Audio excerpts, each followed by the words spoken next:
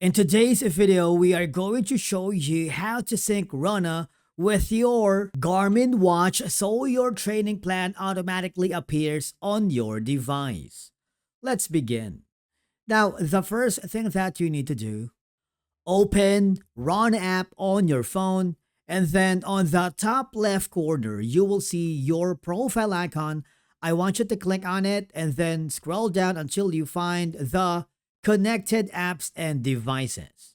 And then scroll down until you find the watches, click the connect watch, and then all I have to do is click the Garmin Connect.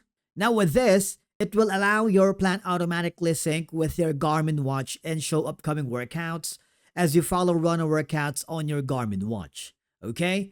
All I have to do now is click the sync to Garmin.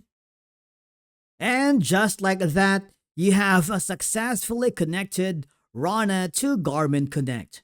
After syncing, your upcoming Runna workouts should appear in the calendar. They will automatically send to your compatible Garmin watch.